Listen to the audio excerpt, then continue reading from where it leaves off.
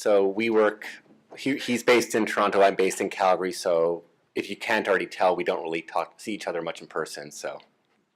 All right. Yeah, thank you very much for being here. I figured by this time on a Friday afternoon on St. Patrick's Day, everybody would be in the bar, so I appreciate you sticking around. I should also just correct the record. I was not a New York Times correspondent. I wish that I was. I was more of a sort of copy boy, coffee fetcher. But thank you very much for that introduction. We thought we'd just start by telling you a bit about who we are, because Maclean's has changed quite a bit in the last little while, but changed how we view ourselves and how we approach stories. So for the past 40 years or so, we were a weekly magazine. We still do a weekly digital magazine. And on top of that, we now do a print monthly magazine. And most importantly now, we really have focused a lot on our daily news, whether that's through our website, newsletters, apps, really wherever our readers are. So as we say that, we no longer think of ourselves strictly as a magazine, just because of, as you all know, things have changed so much. So we've really shifted our direction. And at the time we did this Fort Mac fire story, a lot of this was starting to already inform how we approach things.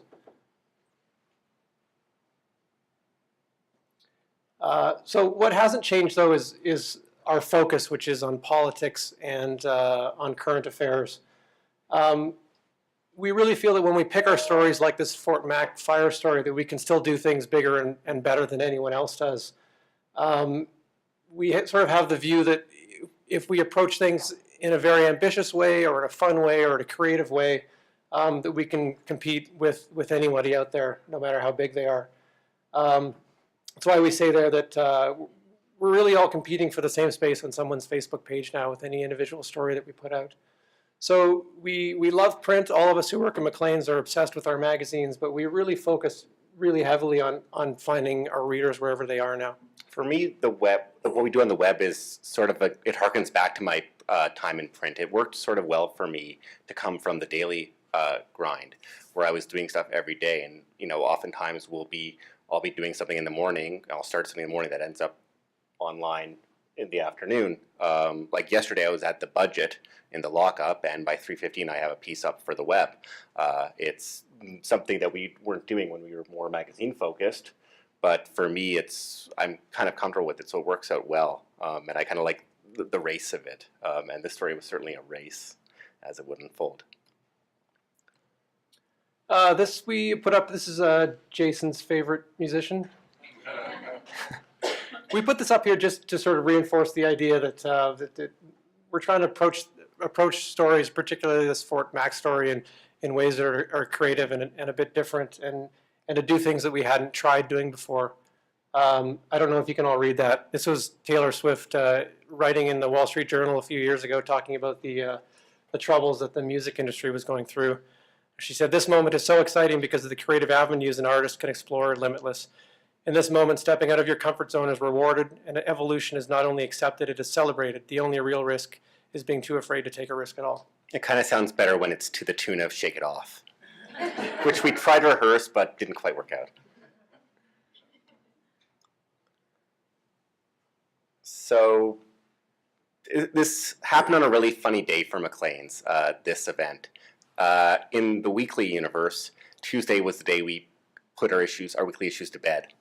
So the fire, if you guys remember, the first little bit started in the first fire and the first evacuation started on the Sunday. Monday, people had evacuations again, and people started kind of slowly getting back. Tuesday, they thought things were going to be okay. The sky was really clear, but it turned out that was a bit of a misleading little weather event. The smoke, the fog lifted, and the city caught fire. So we were watching it that day. I didn't have any deadlines that day, but everybody at the magazine in Toronto is busy putting together the print issue, and I kept monitoring it. And eventually, as there were more and more evacuations, and we realized the flames were actually infiltrating the city, we realized that we got to get up there. So I boarded a flight that night to Edmonton. We had a photographer coming up, and we knew that we couldn't really do much for the issue itself, because we have already our page and our stories of most of them. A lot of stuff's boarded already. So we found one space for it.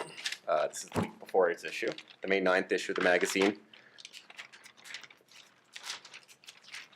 A section called Good News and Bad News.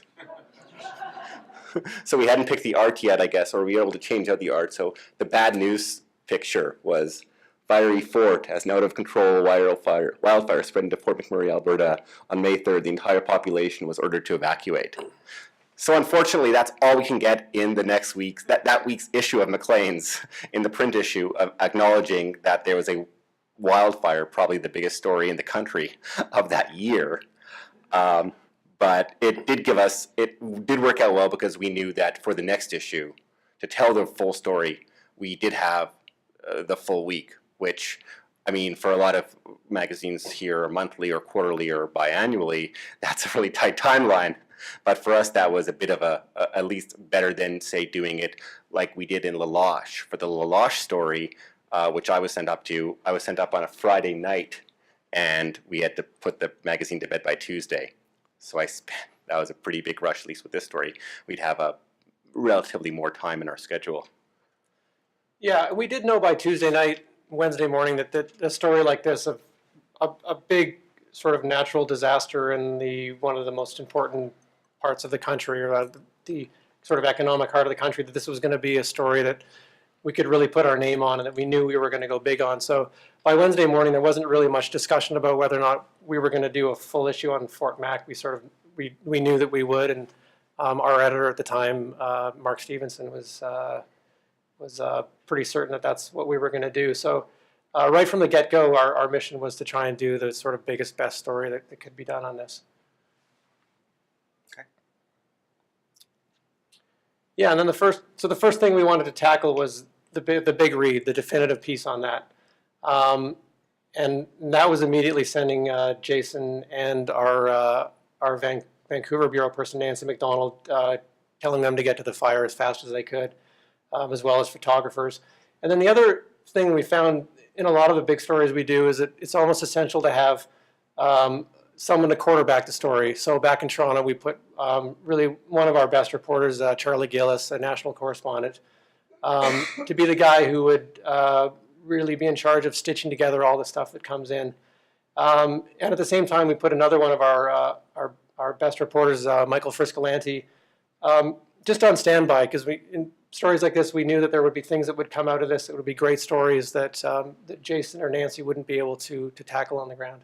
But it was I mean, those are the people who were kind of the main actors in that big story, but we were going to do the whole issue as the fire. We were going to turn it into a 72-page or so full issue of fire coverage. It was the story. We knew it was the story that everybody was talking about in the country. So we needed to figure out that. So everybody, every staffer from the Ottawa Bureau and Quebec Bureau to interns and design staff, we threw everything onto it. So we just knew it was going to be huge. Yeah, so to that point, the next step was putting as many people as we could on the other stories. As I was saying before, our focus on daily news, by this time we already knew that we needed to be doing stuff on a daily basis, not only because that's what people were interested in, but because that stuff would eventually feed into these print products that we were going to do 6 days later. So each morning we'd have an editor's meeting, and we'd talk out what we thought was interesting, what was going on, what the newspapers or TV stations wouldn't be covering that day. What came out of that largely were a series of sort of questions and answers we were doing on a daily basis about just the interesting things that people were talking about, whether it was what's the science behind forest fires, what's the military's role in this, having someone in Ottawa look at the politics of Trudeau's response to the fire and why he wasn't linking it to climate change. So I can't remember how many we did, Jason, but there was a real large whack of stuff that came out of these daily files that we were doing. Yeah, so we started this Fort McMurray FAQ feature, which we just kind of would, in editorial meetings, I guess. I mean, I wasn't there, but if I'm not mistaken, in editorial meetings, people just, all the staff, all the writers are there, and you guys just think about questions that are worth asking. So, everything from what would they mean to wildlife. Here we had a whole page of these. How big is it now? What's what's driving the rebound in oil prices, wildfire spending, just these, of course this was the big one. Will Fort McMurray residents be able to go home? Yeah, and so we kind of use this as one of our landing pages for, these questions were, I think we even turned, because we have access to the news wires, we'd actually bring in Canadian press stories into this Aegis, just branding them with a question and putting them as part of Fort McMurray FAQ as well. It was I think it was sort of trying to respond to what people were thinking. I mean, people out there we knew had questions, so we were trying to, as best we could, to answer them. Did we solicit questions too, or? No, I don't think so. But what seemed to work well for us here is these were largely things that you weren't sort of the top headlines in the newspapers, but they were still things that were widely read.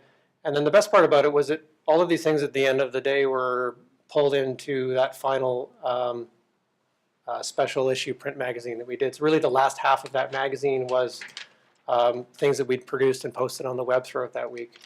Yeah, and I have, here's just, I'll leave a couple copies up at the front afterwards. You guys can take a look at them. It's kind of become a template too for how we do big stories. If there's breaking news, we know that if we start tackling stories like this, that those will feed into print products that we do.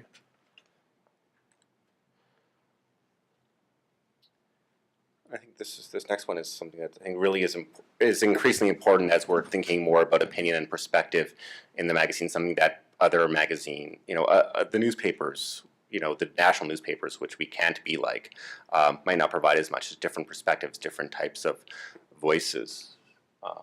And one of the first questions that they had of me, I was focused mostly on writing the big narrative.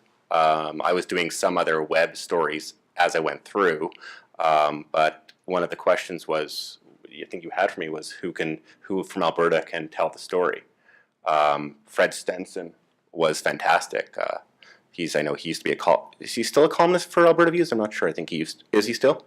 Yeah. Okay. Yeah, no, excellent writer, Southern Alberta based, Giller nominated writer, and somebody who would be able to tell us not the Toronto based parachute perspective on Fort Mac, like the many reporters from around the country who've done that big crazy oil sand story. We're going to go up to the casino in the boomtown. But who could tell a real story. And Fred Stenson's essay on Fort McMurray, I think, wound up being the second longest piece after our big thumper narrative in this. Yeah, and if we were to do this story again today, this is probably something we'd focus even more on in searching for outside voices and people who could add something to the story that we couldn't. And the other voice we had on this was Scott Gilmore, who's one of our regular columnists, but also a northern Manitoba guy who has some experience with forest fire. So he offered up a good column on the sort of the power of forest fires and the lack of understanding around them in urban Canada. And Paul Wells isn't a Fort McMurray-based writer. He's now at the Star. He was our Ottawa columnist, and he gave that perspective from the outside about how maybe we should think about Fort McMurray differently. We threw everybody out in the magazine at this, and we look for different ways to tell the story visually. This one on the left was, I just had a notebook. I think this was after I came back. A couple days later, I had a notebook full of numbers on who was still in Fort McMurray during the evacuation while it was a ghost town for the month. It was part of a piece. It takes a little short piece. It takes a village to save a city, and so these were all the different people. And this was what our graphic designer did. 2 registered nurses, 400 restoration employees, 117 structural firefighters, 300 RCMP officers. So it's just a different way to tell that story visually. And you want to tell them about that feature on the side? Yeah, the overlaying the size of the Fort Mac fire each day on top of maps of Canadian cities probably was one of the most read things we did, just because of the way it was shared on Twitter and Facebook. And that was just an idea that one of our designers, Amanda Shendrick, had to do. And we put it up there just again as another example of a way to think of something that was just, not to use the word fun around the story, but something a little bit different and creative. And it just turned out to be like incredibly well read and well received, just for a small little trick that didn't require too much effort or time, but was useful and quite interesting. Well, and that really speaks to the idea of that, people don't know how big Fort McMurray is. I mean, to put the scope on it, to overlay it over, we did it over Toronto, Vancouver, I think New York City. It was much, much bigger than London, England, which puts into that kind of perspective. The next one is probably my favorite element in the whole issue of what we did. This was by the incredible photographer, Edmonton-based Amber Bracken, who just won a World Press Photography Award for her stunning work in Standing Rock, and it's been such a pleasure to work with her. This one she did with the Edmonton-based evacuees. We did a zone defense thing during the fire. I was I was based in Lac La Biche, the closest city we can get to with hotels up there that week, and I was trying to get up into Fort McMurray, and Nancy McDonald from Vancouver was in Edmonton and around the area where most of the evacuees wound up. So she and Amber Bracken did this really, really amazing thing where they took photos and interviewed people who had left, and laid out the contents of the one bag they could take or what they could take on a black sheet. And it was, I'll show you the slideshow, but I thought this until today, I didn't know that this was not a totally original idea. Yeah, I'm pretty sure we just saw that someone had done that with refugees. So that's an example of everything that is really great has probably been done before, so we don't feel any great shame in borrowing great ideas and making them our own. Yeah, but this had power in print when we showed the two pictures side by side, but I feel like the slideshow was just such a cool way to do it. So this guy, he wanted his documents, his immigration documents and tax documents. He realized that stuff it was tough to get a hold of again. Are we, in our daily content, are we trying to compete with like newspapers? And yes and no. We feel that we can do things a little bit differently. I think people come to Maclean's not because they're expecting to get the headline news today. They're coming to get a little bit more analysis, a little bit more voice, looking to read a columnist or an interesting take on something. So that's really more of the approach. And as we did here, it was trying to look for ways that we knew were not going to be done by the newspaper. So we didn't want to go in there doing, this is the headline news of the day. We wanted to do, if you've read the newspapers and where are you going to go next? You might go to Maclean's to read something interesting or different or more fun or more ambitious or more creative. Yeah, is that a general approach then with the web stuff that you're Yeah, very much so. Yeah, and I think I've really internalized that as, coming from, I was the City Hall reporter and before the Ledge reporter for the Herald and the Journal, and my stories were really what happened, what happened out of a council meeting. People aren't coming to Maclean's for the what. I think they're coming for the why and the how and the what it means. Even though the print edition only comes out a month, I still feel like we're the online or a magazine online. People come for features. I did do a couple spot pieces when I was in Fort McMurray. The first piece I did was, I couldn't just do a what happened. People don't want the capper piece, the CP Wire story. If we will run the CP Wire story on our website for people who want that, maybe give it a different treatment with our headlines than the dailies will. But my first story there was, I stumbled upon in a Lac La Biche evacuation center this one fellow who was one of the last people they pulled out of Fort McMurray because he was just too stubborn to leave his trailer. He thought he was fine. And I realized that would be a great story to isolate, that somebody else might not have a different story off the main news. Or when I'm doing the budget, say, yesterday, I was going to do more of an analysis. Sometimes I feel with those kind of things, I'm competing maybe not with the news sections, but maybe the comment sections of the Globe and Mail or the Toronto Star or the National Post in that regard. Or something we're doing right now online is the Daily Trump thing. You want to explain that one? Not really. No. basically, there's one writer who does a daily Trump digest, which is kind of a quirkily written little digest of, if you need this one way to, this one little one-stop shop to catch up on the day in crazy Trump land. So yeah, I would say there's one exception to that, to your question, would be when we see things that we can do with real ambition and do a big, better job than other people, then we do try and compete on the straight news of it. mean, Jason was probably the first guy to go and write a really big story about refugees crossing the Manitoba border, which was then followed by a lot of the other Toronto dailies and international media. So when we see a story we think we can own, then we do approach it in a way that is just more of a straight news piece. Yeah, but I think this is sort of like a way of telling stories that other people might not be doing. Just this simple photo essay this guy, just all he was able to get out with was the clothing on his back, his work outfit, costume. I'm a city slicker, I can't deny.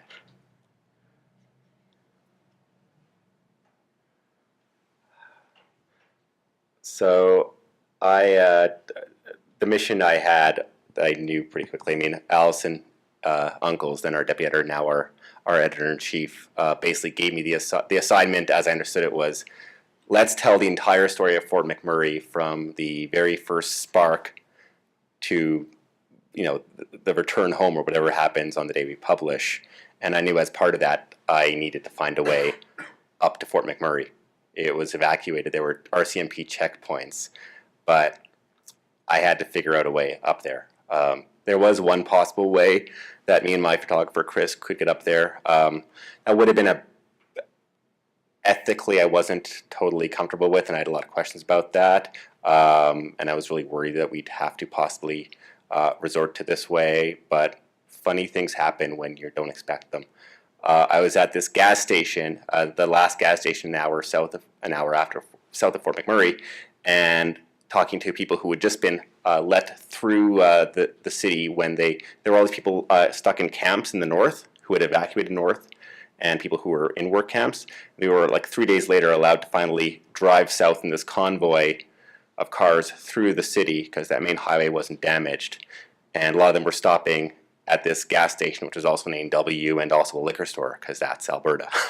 And this one woman I was walking by flagged me down at this gas station, asked me to borrow my cell phone because she couldn't find her cell phone lodged between her car seat and the middle console of her car. So I give her that, and we get to talking, and she runs water trucks up to Fort McMurray through the crisis.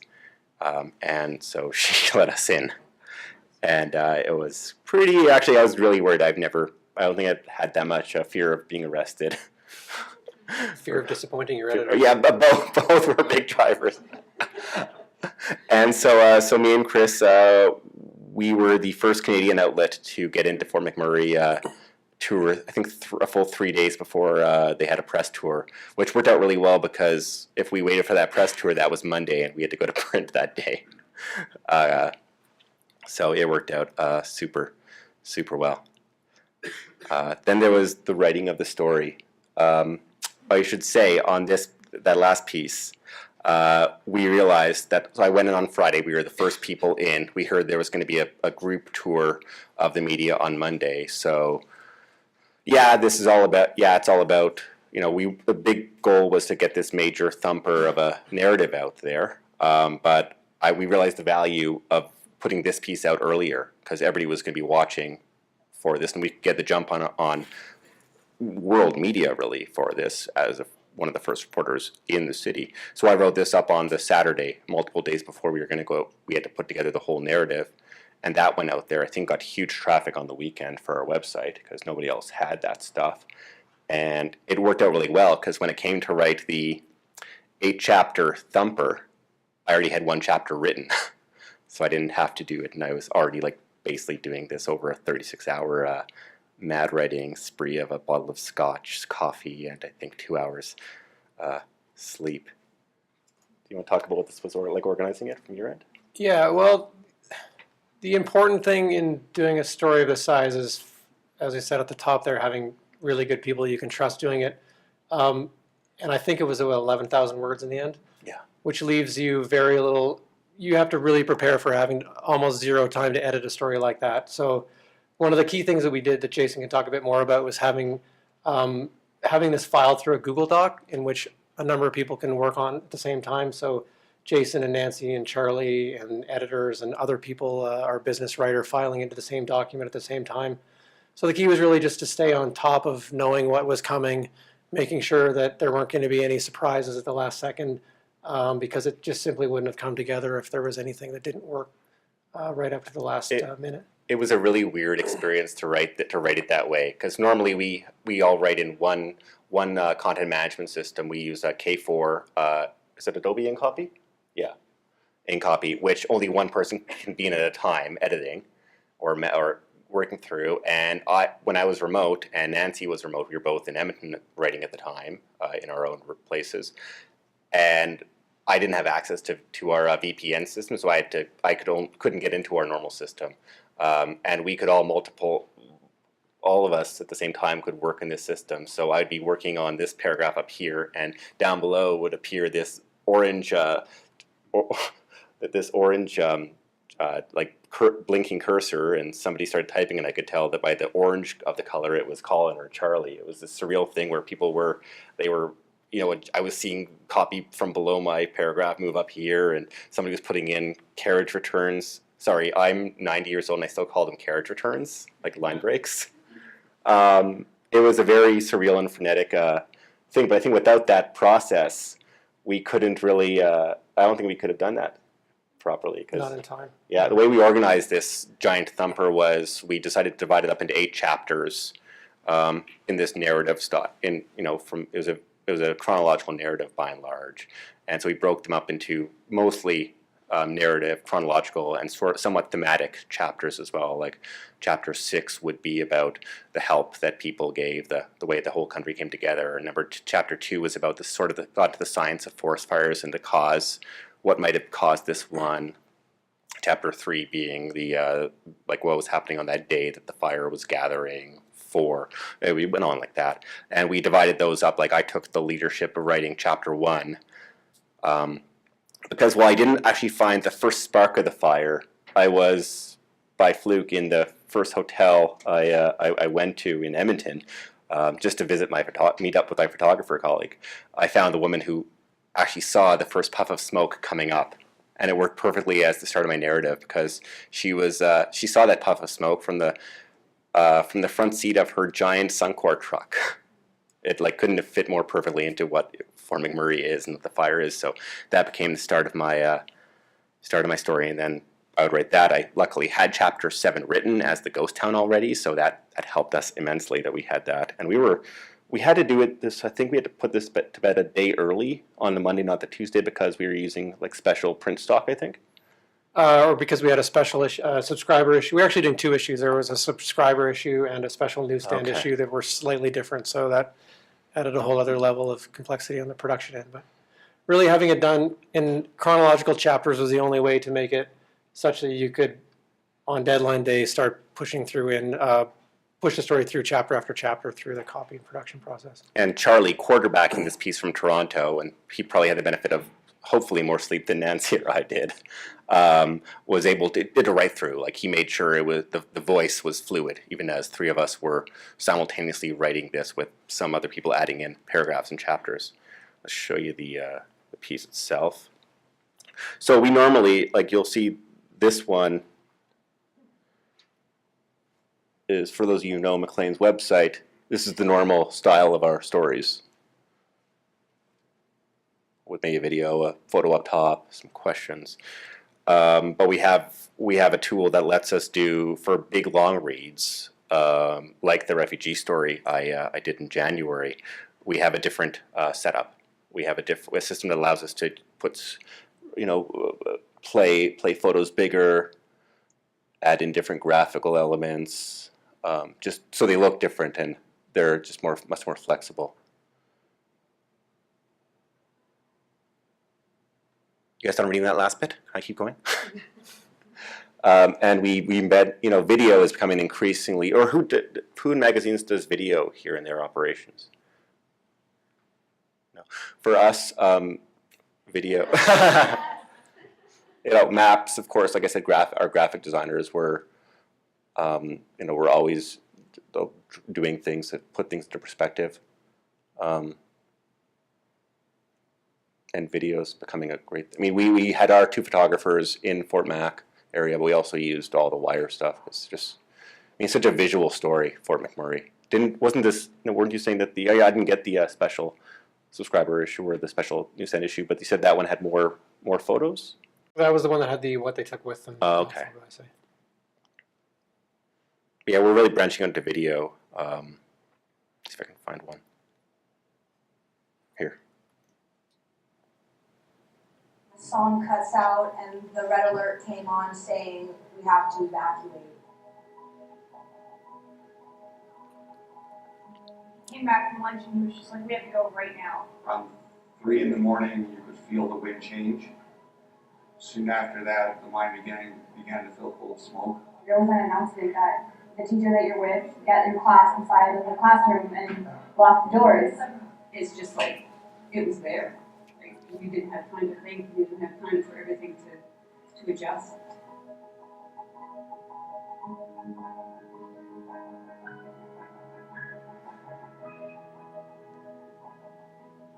The smoke was coming above Beacon Hill, and then we watched the houses just go up, people driving over the hill on the mediums trying to get to freedom, people running, animals running out of burning houses.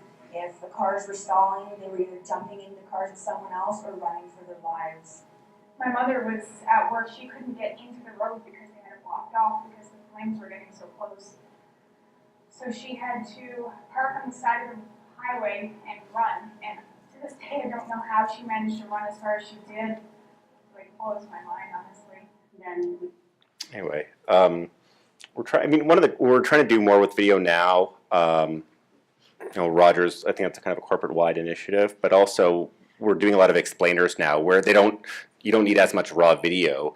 What you have is just photographs and some text over them. It's almost like a moving slideshow, and those can be really compelling. Like I did a piece for the digital weekly edition about the shift that Alberta might go permanently into daylight savings time, and to explain it, I put together a moving slideshow, and I think that it's really attractive that way. It's a different way to tell the story that the words themselves don't really accomplish, I feel.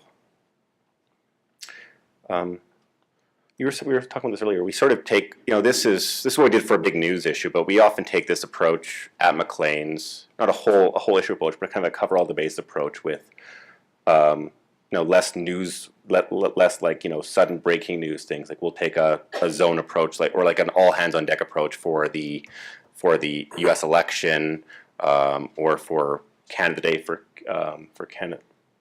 Do big projects like this for, Canada Day. We're going to do some big, kind of thinking about how to cover the zone and flood the zone, tell one really big story maybe, and multiple supplemental stories to fill a full magazine with.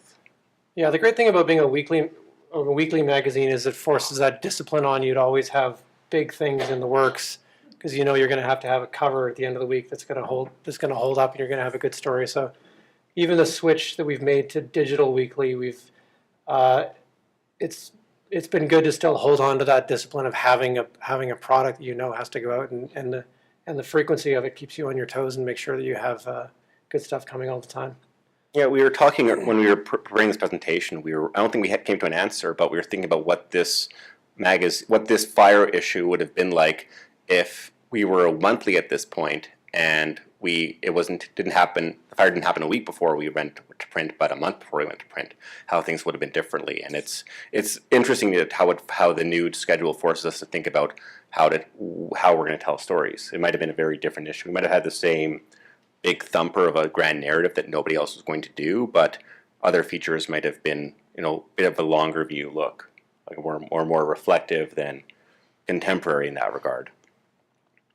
And one thing we do, and I think anybody, if they know there's a big ongoing issue in their magazine's subject area, is to keep telling the story, not just do that big swoop and then take off. I think I took a day off the day after I had spent 36 hours writing in a row, and then the next day Colin was calling me saying, "So what are you doing for the next issue?" So I wound up having two stories. They, in the give and take of editors, they had an idea for me to talk to Brian Jean, the Wild Rose leader who lost his home and has had much personal tumult in his life. And then I pitched this other story where I was writing about Oh, sorry.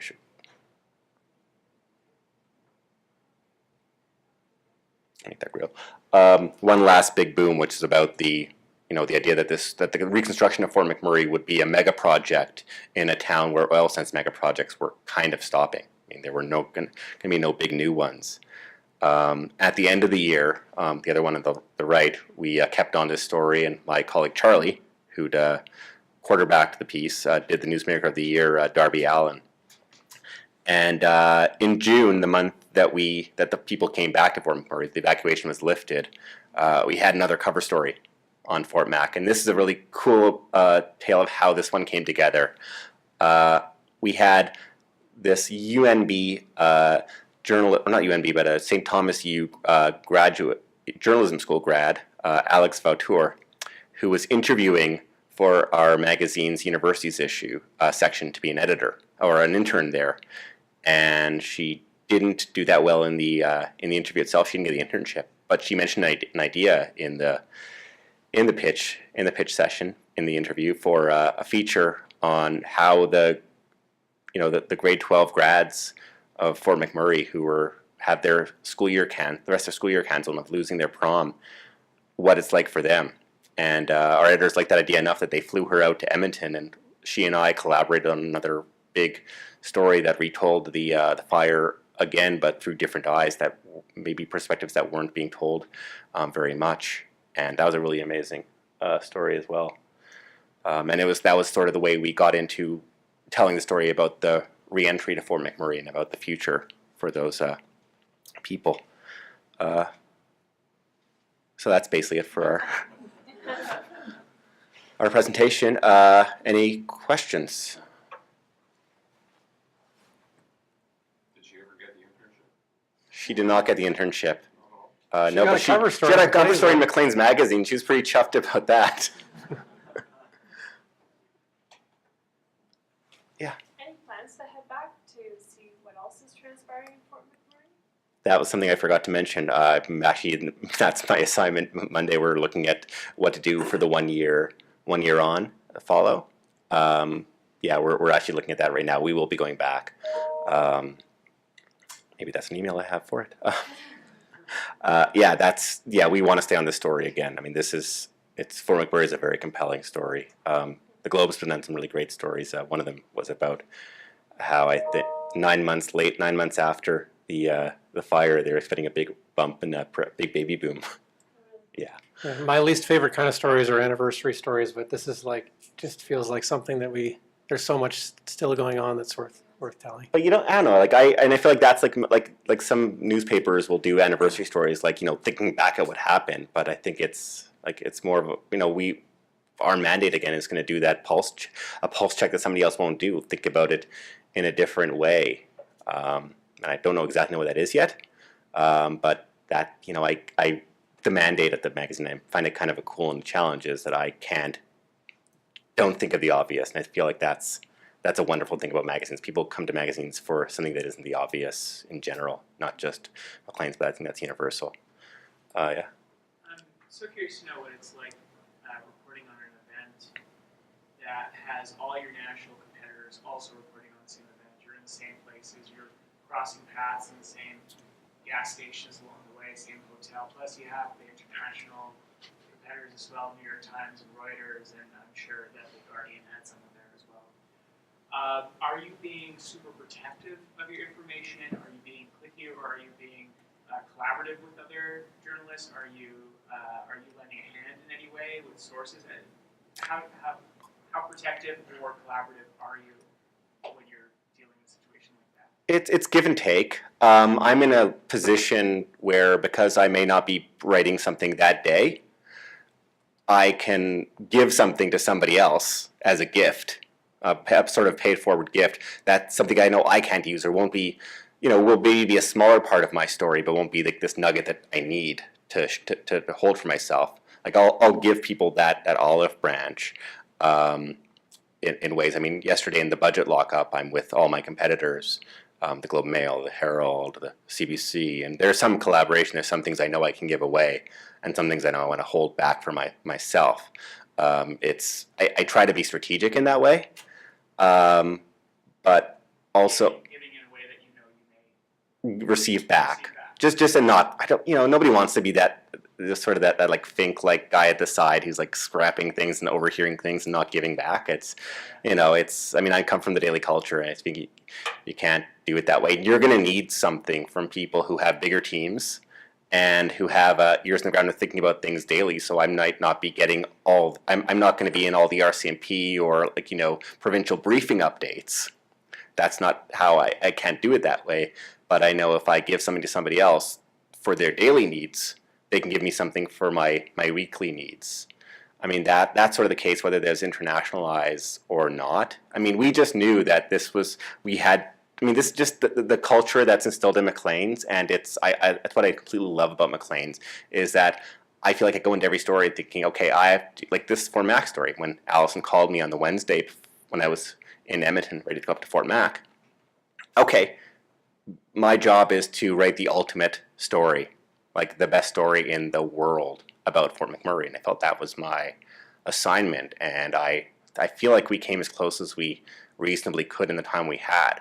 And I don't know, like, I'm not sure what the better narrative was like we did out there. I don't know, but we did as best we could, and I feel like just that's driving us, like, to do the ultimate. Like that's kind of a culture that Allison and Mark and you like sort of instill, I find, and it's like I needed a couple days recovery after that, but it's the challenge of it is really exciting. Yeah, the competition's great too. If you, like as Jason was saying, we pride ourselves on being kind of the small, relatively speaking, like kind of small upstarts, and on a story like this, to know that the New York Times is there and feel like there's no way we're going to let those people do a better story than we do, or even the Globe and Mail. We're 30-odd editorial, which is maybe large by magazine standards, but pretty tiny compared to even a daily newspaper. So we always try and feel like we can do something a little bit better and a little bit more ambitiously than other people are going to, despite our size. Well, and I'll tell you, I was telling this story earlier. I think back to the very first story I was assigned at Maclean's. I started in July 2015, and it was right before the Stampede Parade and the first Stampede weekend. They assigned me to follow around the federal leaders, Trudeau, Mulcair, and Harper, because it's the big rodeo that they're all together in the same town before the fall election. And here I am with all the people I had just been daily competitors with. Now I'm a weekly guy in a magazine, and I'm following them all to the same events. I can't tell the same story they have about what Harper's speech was, or what points Mulcair made to pitch for his party, or who Trudeau met along the parade trail. I have to write it differently, in something that is not only different from the dailies, but has to sit on the newsstands or in doctors' offices for a week. So I thought about other things and different themes about what the parties are trying to message for their election, and I just looked at different things. Like I compared the length of the men's and women's washroom lines at Harper's Stampede barbecue event, and that's sort of ethic I tried to bring to all my stories. Like, okay, everybody's going to talk about what I'm covering Jason Kenney's PC nomination tomorrow. I'm going to know that people don't want to read at Maclean's who won or what that person said. I really have to write something that's going to be casting it forward or coming at it from a different angle. The shorthand for Maclean's is that we're the Time Magazine of Canada, to those who don't know Maclean's. But I find that a lousy analogy, because I find Time Magazine, people think of it as the staid gray lady of news weeklies, of current affairs, that it's just kind of the review of what happened in a week, or some tame features. I like to think of us sometimes more as the Slate Magazine of Canada, that will give you a different perspective on what's happening in the world. Yeah, not to get too off topic here, but if you think about the stories you tend to share on Twitter or Facebook, or you talk to your friends about, they're often not like the headline story you read on the front of the newspaper. It'll be like something that was a little bit like, it'll be a column or something opinionated or something fun, and those are all things that I think magazines do better than anybody else now. So there's a lot more opportunity than there used to be, I think, to do this sort of stuff that's going to get attention and readership. Yeah. When you file for your digital version, is it the same as your print version, or do you shorten it at all? That's a good question. Often what people write will go on to the website, and then it will end up in the digital weekly, and then may also end up in the print issue. So very little of what ends up in the print magazine is stuff that hasn't been read before. There'll be a few like big stories or cover stories that may not have been out before, but we don't really have any reservations anymore about where things go. We assign stories and they get written and they'll go where they go. There's not. So you don't format them differently, like you don't have smaller chunks of do it differently? Yeah, no, not usually. We actually find that our biggest stories, the ones we put the most effort into, are actually very, very well read, which is really encouraging to know that when you put a lot of effort into something, it does really well. It does as well as the little fancy bits and pieces and nuggets and lists. So we don't really feel like we have to do that sort of thing. I think it differs for different magazines. I think people might go, I mean, not having said it on the Bon Appetit session, Bon Appetit may perform more of a service journalism role, certainly online, and wants to have those, those optional magazine reads in a print edition. Whereas people come to us for that long read, for that deeply contextual piece. So maybe for some of the shorter pieces, we should maybe, and this is an orthodoxy in a discussion going on at many magazines and websites, is that you don't want to write more in people's attention span. But for these long features, there are websites like longreads.com or Longform. These are aggregators of long journalism. People are looking, there's a big group of people out there looking for the long read, to spend a lot of time on their tablets or on their websites, or even on their phones. Like, there are people who are willing to spend half an hour thumbing through their phone for a 5,000 word feature these days. There are those. I'm one of those masochists myself. I don't know. Does anybody else do that here? Yeah. Any other questions? No. Oh yeah. It must have been really disturbing to observe this fire incident and then write a story about it. So how did you manage it? That's a good question. I've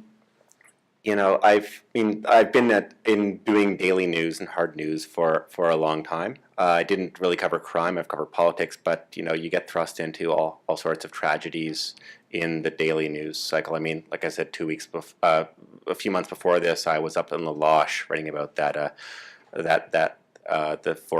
shooting of 4 people, including in a school. It's emotionally draining, but you just want to tell the story. There's a story to be told. These people who've suffered, or context behind their suffering or tragedy, or you find the nuggets of hope in there. Like this, the forest, the fire story of the wildfire, ends on a, what does this mean for Fort McMurray? What does this say about the city? And it said, and I only really reflected on this kind of when I was thinking back at this story in the end of the year. And I was asked to do, for social media purposes, a Twitter Moments little Twitter essay on this. And it struck me toward the end of the year that, Fort McMurray for a long, long time was part of the narrative of, say, climate change protesters or anti-pipeline activists. There's many reasons to oppose pipelines, and they included, the spill risk, First Nations rights, climate change issues. But one of the tools in the climate change activist arsenal was always, for a long time, that Fort McMurray is this hellhole, that it's this get-rich-quick place of depravity, it's a boom town where there are prostitutes and drugs and all these guys ripping up the environment. And this story, and I think this informed what we were writing in the piece, but I really thought of it more in focus a year later. I think this story really the saga humanized Fort McMurray and showed people that it's a living, breathing city with people in it, and that let's not think of it as this get-rich-quick boom town anymore. It's become a mature city with people who are passionate about their hometown, and who are building one of the biggest mosques in Alberta, who are proud of their major rec center, and who are setting up multicultural communities of every single nationality. It's one of the most diverse cities in Canada. We were able to tell that story as well in this big feature, and I think that helps us not make it just a doom and gloom and sad story, because it wasn't. I mean, it's still a bloody miracle that nobody in that giant exodus of all that the people driving through fires, columns of fire and ash, that nobody died except for the people who did die in a car crash nearby a day or two later. That's actually still that's still to me is a wonderful story of people's resilience and just sheer luck, and that nobody died, nobody was stuck in their homes and died in the fire of the city. That's kind of an amazing story, and it was the story of heroism too. The firefighters were incredibly heroic. Oh yeah. What were the differences or similarities between the fire and the flood? That's such a good question, because I covered the flood for the for the Calgary Herald. I covered it for Maclean. Oh, geez. What were the similarities and differences? I mean, the evacuation was more total. So there are people, I mean, I guess it was more analogous to almost High River in that regard. High River was a city where everybody was an evacuee for a prolonged period of time. In Fort McMurray, it was a month.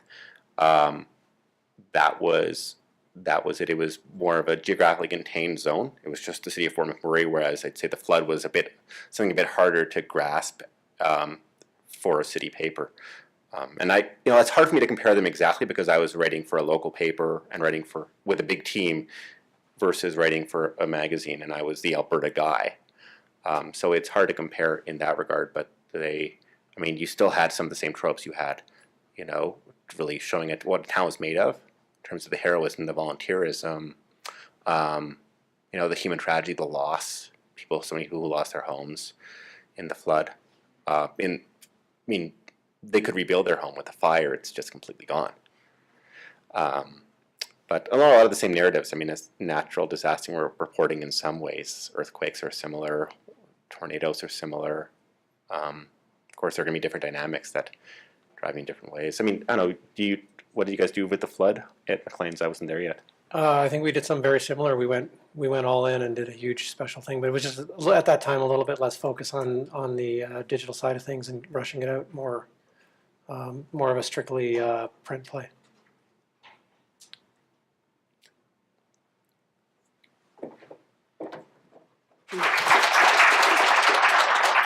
Thank you.